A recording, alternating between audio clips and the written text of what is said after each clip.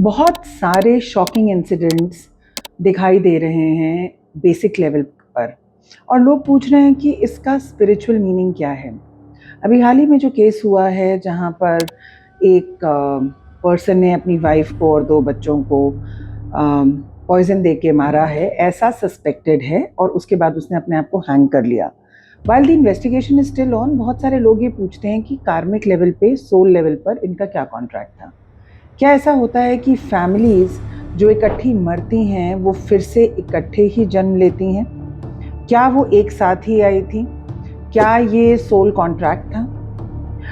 क्या जो केस हुआ जहाँ पे एक बच्चा कूद गया और उसके पीछे उसके दोनों पेरेंट्स भी कूद गए, क्या उस केस में पेरेंट्स की गलती थी, बच्चे की गलती थी, तीनों का एग्जिट इकट्ठे हुआ?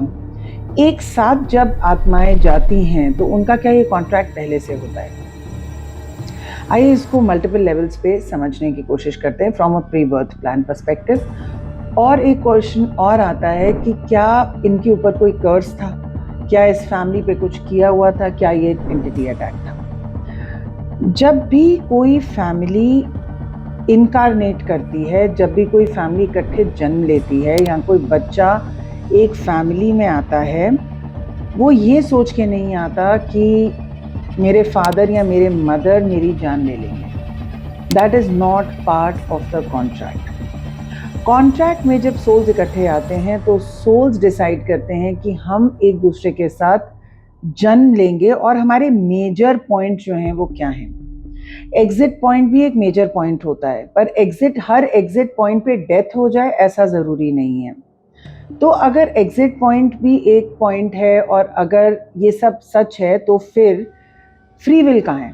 एक इंसान की फ्री विल कहाँ है? देखिए, एक इंसान की फ्री विल यही थी कि उस इंसान ने अपने छोटे बच्चों को, या किसी इंसान ने, इस केस को नहीं भी डिस्कस करते, अगर एक फादर जानकर अपने छोटे बच्चों को पॉइजन दे देता है, ये फादर का फ्री विल है जो उसने मिस यूज किया है। क्या ये पहले से कॉन्ट्रैक्टेड था? नहीं।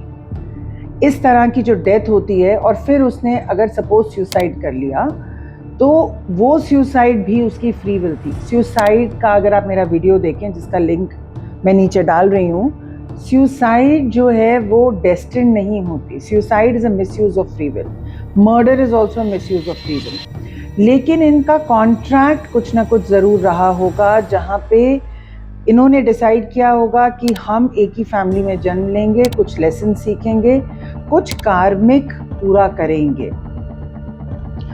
क्या ये सोल्स इकट्ठे ही जाते हैं? नहीं। सोल यहाँ पे आया, उसके साथ एक एक्सीडेंट हुआ। यहाँ मैं बच्चे की बात कर रही हूँ। उस बच्चे की सोल के साथ एक एक्सीडेंट हुआ कि वो इतना छोटा था कि वो अपने आप को प्रोटेक्ट नहीं कर पाया और उसके पेरेंट ने उसको जान से मार दिया। ये सोल एक लेवल पर यहाँ पे आया, एक फैमिली में इनकारनेट हुआ। हो सकता है कि जो इनकारनेशन हो वो पिछला कॉन्ट्रैक्ट पूरा करने के लिए सोल ने एग्री किया हो कि मैं किसी तरीके से ये ऋण चुकाऊंगा, और ऐसा ना हो वो एक ब्लैंक स्लेट के साथ आया हो या इस टाइप के कर्मा के साथ ना आया हो, और इसकी वजह से अब फादर के ऊपर एक डेट चढ़ गया है। जो भी कार्मिक डेट्स होते हैं, इसका हम और आप मिलके एक चार्ट नहीं बना सकते। हम इसकी डिडक्शन और इसका क्या प्रॉफिट एंड लॉस है, क्या इसका बैलेंस है, ये हम नहीं कर सकते। आकाशिक रिकॉर्ड्स के लेवल पे होता है, आकाशिक मास्टर्स के हिसाब से होता है। तो जब भी आप आकाशिक रीडिंग के लिए आते हैं, आपको ये बताया जाता है कि ये वाला पार्ट आपका कार्मिक पहले से था, या आपने नया कर्मा पिकअप किया है, या सामने वाले ने आपको हर्ट किया है तो नया कर्मा पिकअप किया है। तो क्या ये सोल्स एक साथ अगले जन्म में होंगे? ज़रूरी नहीं है। हो सकता है कि जो इंसान ने सुसाइड किया है, वैसे तो उसने अपनी फ्री विल को 2 जगह पे मिसयूज़ किया है, एक सुसाइड के लेवल पे, एक मर्डर के लेवल पे। अगर उसमें से कुछ पार्ट कॉन्ट्रैक्टेड भी था तो exact cause of death contracted नहीं था। अब ये जो सोल है, हो सकता है ये बहुत जन्मों के लिए, जो हमें जन्म लगते हैं, टाइम का कॉन्सेप्ट 5th डायमेंशन पे डिफरेंट होता है। तो हो सकता है कि ये सोल हीलिंग में चली जाए, काउंसलिंग में चली जाए, इसको समझाया जाए कि आपने कैसे, और उस लेवल पे ही इसका कहीं ना कहीं एक, I won't call it punishment because there is no concept of punishment on the fifth dimension, but from love उसको समझाया जाए, उसको एक रास्ता दिखाया जाए जब तक, और फिर उसको एक बहुत छोटी सी लाइफ दी जाएगी इस कर्मा को प्ले करने के लिए कि क्या उसको समझ में आई। बहुत सारे टेस्ट वाली लाइफ होगी, इजी लाइफ नहीं होगी। अभी इन बच्चों के सोल का क्या होगा, जो सोल्स अब चले गए या जिनका मर्डर हो गया?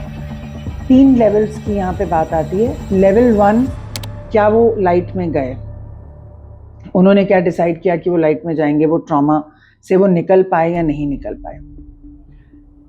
लेवल 2 ये कहता है कि उन सोल्स ने चूज किया इसको फॉरगिव करना या नहीं फॉरगिव करना।